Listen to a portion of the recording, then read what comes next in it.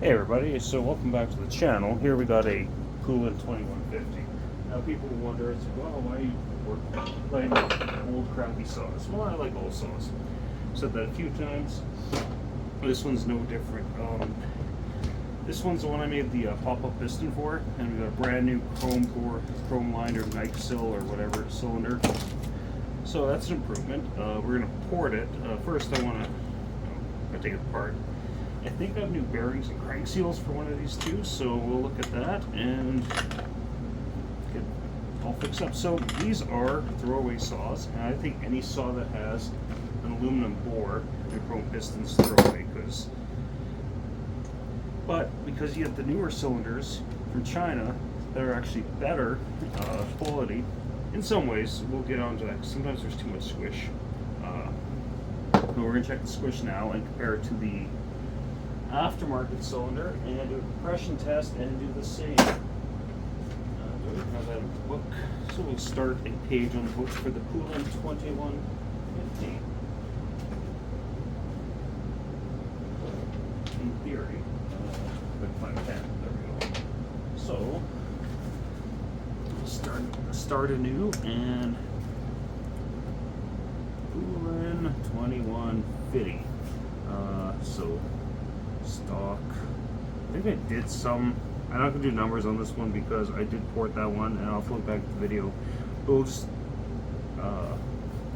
just going to do the compression test and the squish, because that's all that really matters right now with this cylinder. This cylinder really ain't going to get used for much. In there, I'm kind of guessing it might not even touch the it did. Barely. Very, very barely. I'll try this at another location on the other side. So cut that off. Got some pliers. First side. And we'll check it just on the flywheel side. Barely hitting, but it is. Calipers. So the squish is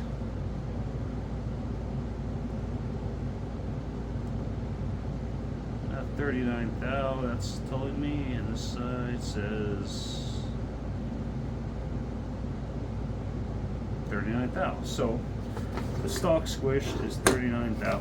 I'm sure the other cylinders actually probably going to be worse, because they typically are, but the fact that I made the pop-up piston, hopefully it will be alright. Now for a compression test with the tester that I cannot find.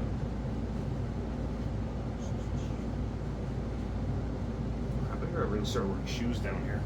Stepping on the ground. Okay, so compression test. I'm guessing it's probably somewhere around 140, because that's usually where these aluminum saws sit. 130 to 140, anyways.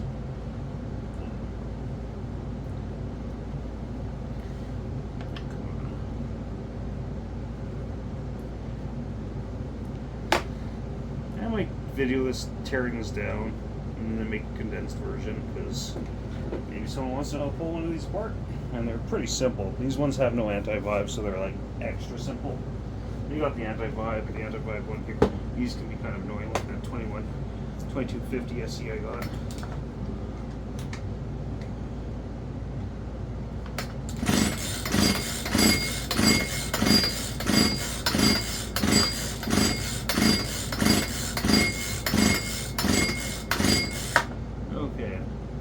So we'll call that 130, and that's pretty normal for these. So there's nothing unusual about that. Doesn't mean I think this has an air leak where the carb's a little funky, which we'll get that sorted out. But in general, it's I mean that's a pretty healthy compression number for one of these. Don't expect much. I'm hoping with this it's up around 150, but even that might be a bit of a pipe dream. So we find a chain brake for this thing. So it'd actually be kind of nice to have a chain brake on here. I have that wild thing over there with the chain brake, but that's a Strato saw where it has the inboard clutch. I don't think these are inboard clutches, no, they're outboard.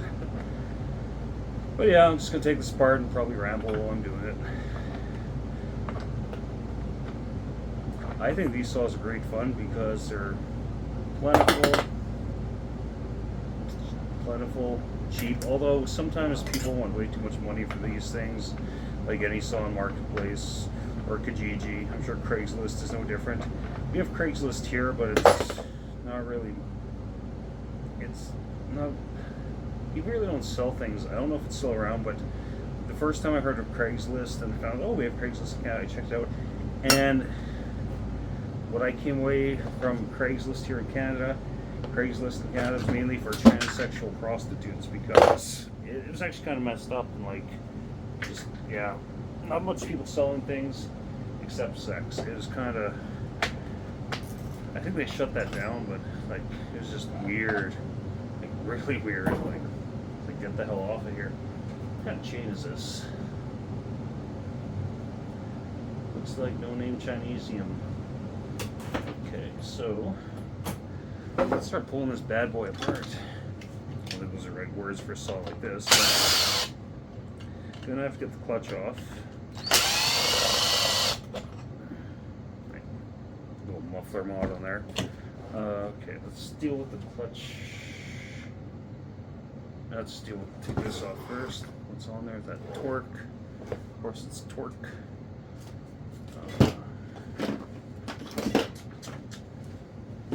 Where is my thing? Just use this. I'll just use a steel tool. No, it's too big. It's a smaller one. Oh, that sucks. It's not a T25, that's for sure.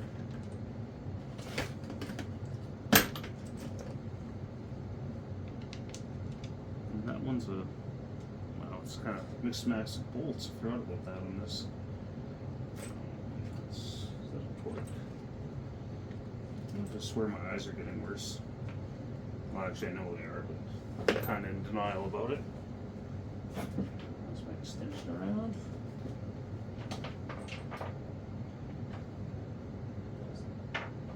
Sorry, just getting my ducks in a row.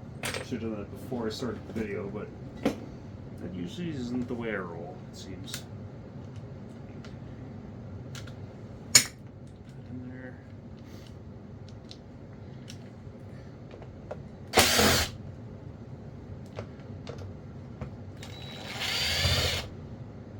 Oh, there's one way down there. And that one's not the right screw. I'm gonna see if I can find the right screw, just so at least they all match. At least the torque ones have a slot for a flathead. Will that work in there? No, probably won't. Sneak that in there without an extension. No, it's not a good idea. Okay, I'll take this one out old school. I'll use a proper screwdriver. I hate flathead screws with a passion.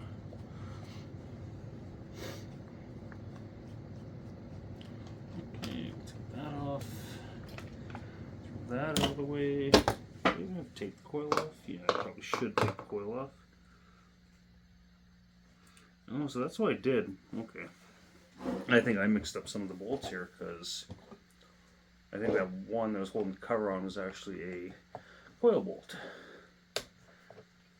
Because there's a correct starter cover bolt on the other side of the coil. So I just wasn't paying attention when I put this thing back together. One other thing I have to do on this saw, well, this part, is I have to add a fuel tank vent, because I bought some aftermarket fuel caps that are not vented. Now, Crazy Feller did a video on just using a generic vent, and that's what I'm going to do. I'll probably drill a hole through the top of the tank and just put a breather from like a Zenoa clone in there. So I got a bunch of those.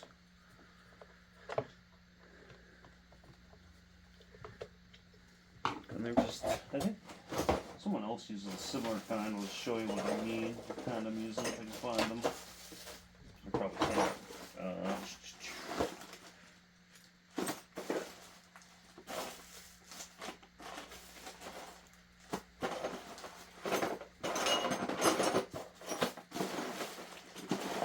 What the heck did I just do with those? Typical fashion, I have my stuff on camera. Okay. Yeah, they're just these little vent things. They work the right way. There's a free one. I was just going to drill a hole, put one of those in there. So we'll do fine for venting. I think that's a steel style, or I don't know.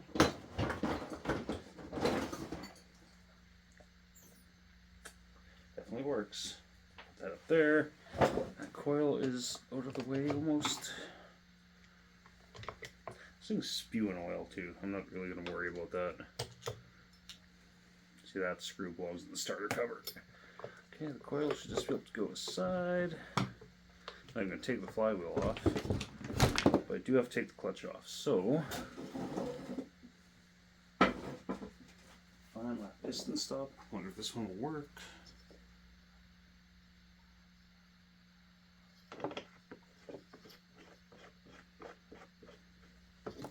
And it does. So usually I use a 24mm wrench and just kind of, I'm going to pause you guys while I take the clutch off because I didn't have to look for my wrench. Hey, welcome back. So clutch on this is actually kind of worn. I think I might actually have another one that might work maybe somewhere. Thought I bought a new clutch set. Mainly for my Poulan Pro 255, but it would work probably on here, maybe. I don't know. These kits are really cheap on AliExpress. That fits. That fits. This is a rim drive too. So leave that hole in there because I'm putting this back on right away, but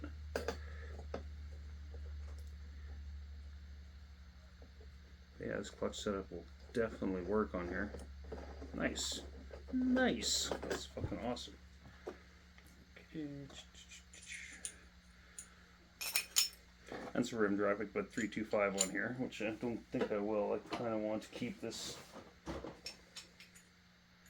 3/8, I think. 3/8 low profile. Okay, let's get this clutch off.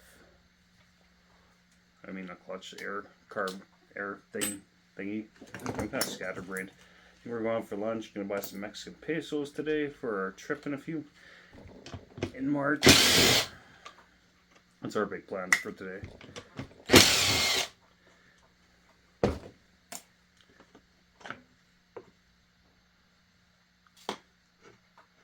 Okay, so disconnect that. Disconnect that. I'd go through this carb again too, because when I had this thing back together, it didn't run right, but I think that might partially just be because of maybe a air leak on the bottom. Because when I put this together, I had to take the cylinder right out. I kind of just MacGyvered it, so that might be part of the problem. Okay, of course it's a different thread for the oil pumps. Phillips, because why not, right? And why not change things up partway through the saw? And you got Allen keys, you got torque, Phillips in here. I just don't know why manufacturers do that. It just seems so odd. Why not just keep one type of fastener head throughout the entire saw? Come on, let's start to pry that off. Maybe. Oh yeah, that's how these oil pumps work. Let's get that off them. How are you in there? Okay, go there. Just take that hose off. Okay. Ooh, yeah, definitely oil in there. So yeah, that's just the oil pump right there. Pretty simple little thing. Just like all kinds of fiber after on there, like someone went into chaps. Almost looks like hair though. That's kind of disturbing. Hopefully that's not hair because that'd be weird. That'd be really weird. Okay, anyways, enough about the hair. Okay, can get the cylinder out.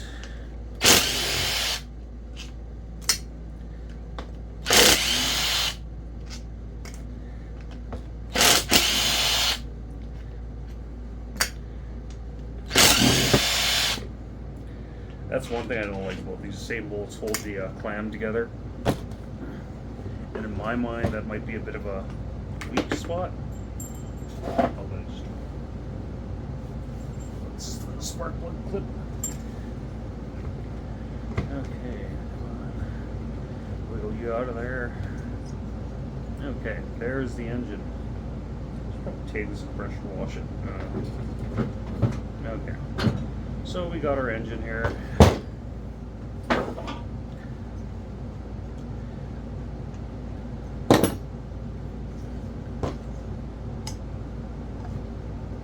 See, I don't know if that would have been sealing, but yeah, there's nothing wrong with this piston or anything. It's perfectly acceptable, but it's going away. I think the new one's a double ring too. Yeah, it's a double ring piston. Well, yeah, that's another thing. This new cylinder is a bigger bore because all these new kits seem to be 41.1 millimeters, where the originals were not. So there's going to be that displacement increase, anyways. So yeah, this is measuring out at up to metric. Sorry, that's probably right in line. Okay, metric with this piston is 40.08, 40.085. This old one's probably 38 millimeters or something. Yeah, 38 millimeters. So obviously we're gonna get benefits in that regard.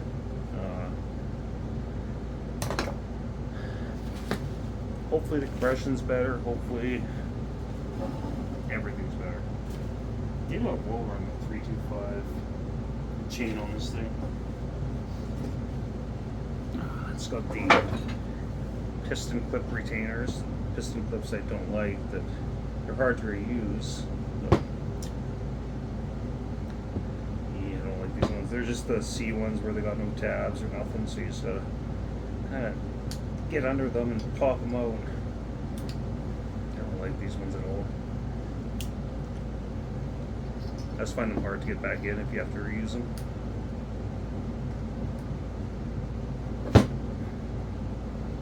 And you don't want to go flying either. Oh, come on. Don't be so stubborn. There you go. Yeah, see, it's just one of the basic C. You can get them back in, but it's a little more work than like other ones.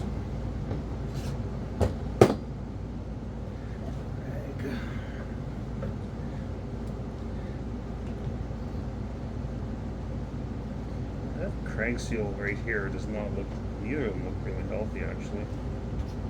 Huh.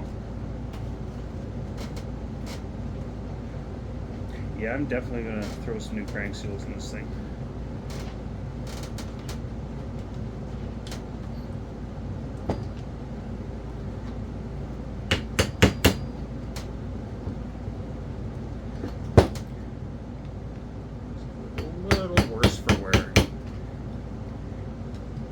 Show you the bit here. I guess I'll pause it. I'll get this off and then I'm going to take the flywheel off too. Okay, so I got the crank apart. Crank off. Crank off. Okay, so I think these new seals I have are correct. I hope. That bearing just slides right off. Yeah, these crank seals look hooping. Like the same size. Is there a number on there?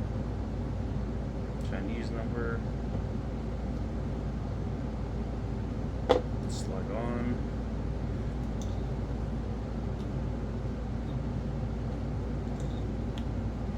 Fits about the same. Put that on there. It's a crank seal. It's just, well, it's a much nicer fit. Only about. This other side, you got this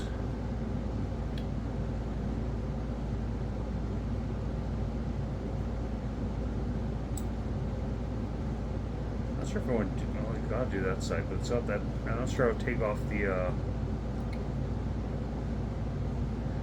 worm gear, I guess. Actually, there's this little groove there. I think if I pop it above, so there's a little groove on the bottom. I think if I pop the spring out of there, or whatever you want to call it, that should be all it needs. If so, that's actually easy. Yeah, that's all it needs. Maybe. Ouch. Ah! What an effort. Another effort. Wow. It's probably a really easy way to do this, and somebody's just watching, laughing. Just tap it.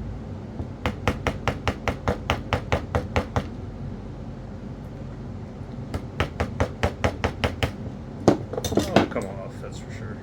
I'm actually bleeding from that.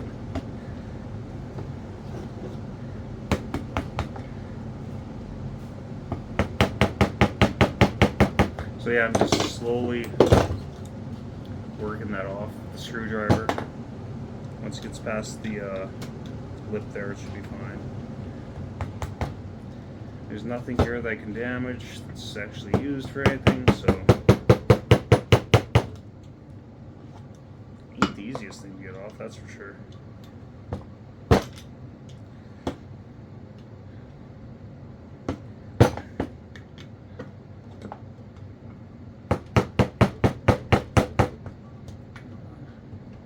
I can pause you while I'm messing around with this thing.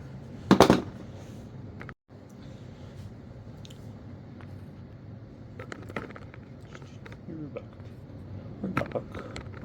Yeah, so you just gotta slowly work that thing off. I mean, it wasn't horrible, but it wasn't great either. And we'll have to get back on, but getting it back on will be a lot easier. Okay, so that's that bearing. So these crank seals, I mean, they look a little different, but I mean, they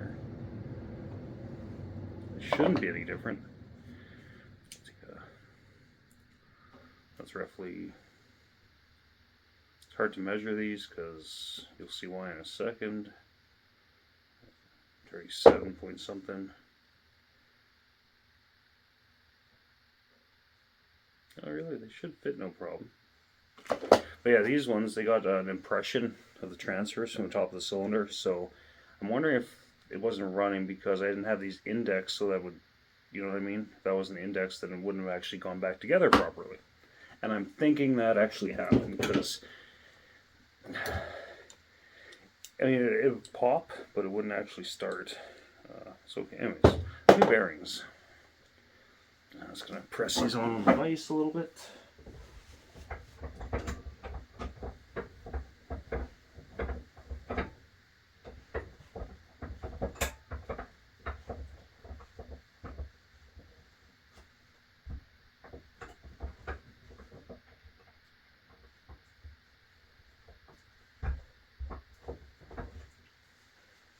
Pause this thing. So yeah, the seals are a bit tight on the bearings, but I'm just using playing on there, using a big socket so I don't damage where the seal is on the crank. So just doing that. Okay, so we got the bearings pressed into the seal. It's a little bit of work, but not too bad. Okay, now that's dirty. Find something clean to throw this on. Slides on nicely. That slides on nicely. It's a little tight, but still. There's that little lip. Hopefully the seal on these is a lot better. Now I gotta get this little bad boy back on.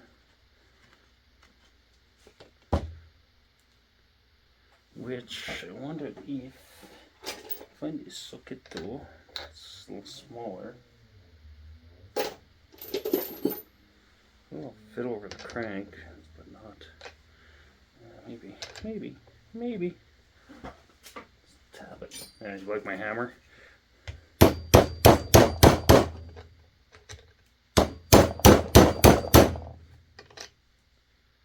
It's getting there. I think it's gonna be a little work to get this thing on. So once again, I'm gonna pause you guys. Waka waka. Okay, got the crank back on, or the bearings on. I think that should be good for the oil pump, I think. Hope it doesn't leak much.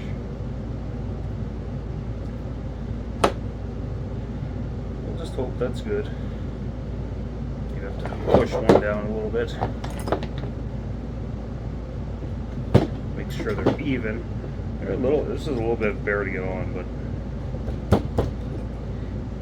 it's a pretty simple setup for a crankshaft, though, or oiler, I should say.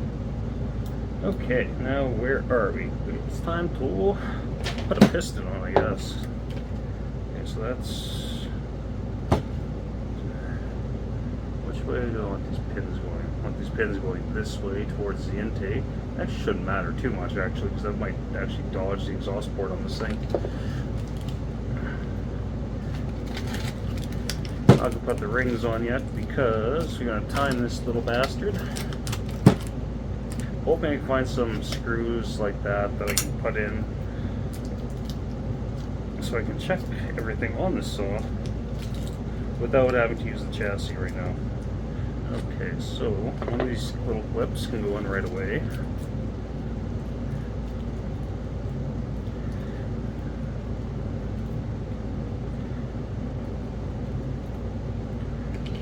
Okay, so we will put this side in first. No, this one first. This one doesn't have a notch. It's kind of weird.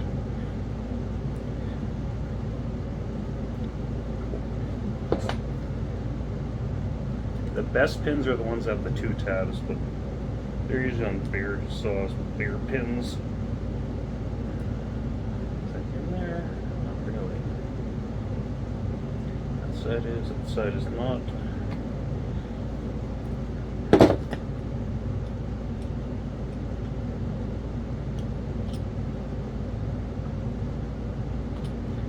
Try not to. Yeah, why are you being a bastard? Don't be a bastard.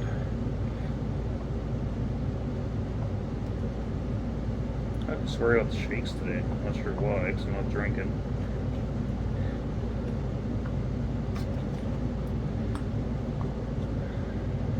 Damn. Why has that been such a pain in the foot?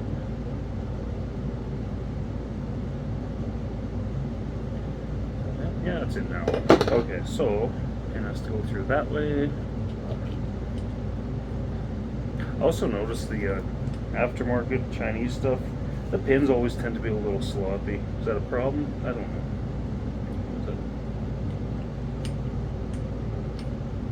Make sure the pins are right size, yeah. Why weren't you going in?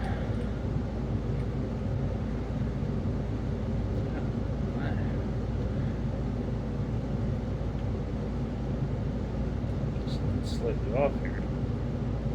Well, I don't know why. Be back in a jiff. I'll show you. I actually got a little bit of penetration through that when I was welding it, so I gotta grind that off. Okay, yeah, so I just had to take a little bit of that penetration out. Big deal. Like, it's one thing you gotta watch when you're TIG welding stuff. Like, if you're not experienced TIG welding, I wouldn't put a weld on top of piston the way I did. Like, nothing personal, just you can fuck it up right. Sorry, excuse the language. You can mess it up right quick. You can warp the piston even. I think that's people who had issues. Because when I first did this, people come like, "Oh, that doesn't work. It's going to warp the piston and stuff like that." And well, it could, especially if you decide to MIG weld fill on top, because that's just not a good idea. I think that's what people's issue was with doing what I did with this piston, or with pistons in general like this. They've used, maybe they added MIG, or they're not very good at TIG welding, or there's a lot of reasons why it could go bad if you don't know what you're doing and you're not experienced working with metal, which I do that every damn day, so I'm kind of, I somewhat know what I'm doing in that regard. That's about it. Oh, come on, you little bastard. Little bastard. Pushed in.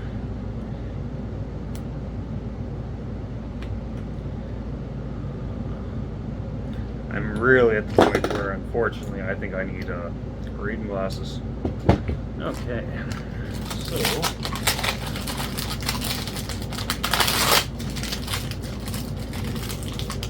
get this new cylinder out. Just gonna taste that.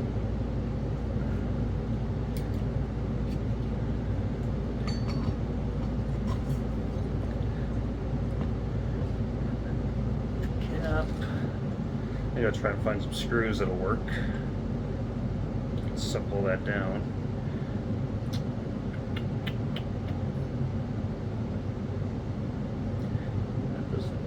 It's kind of weird.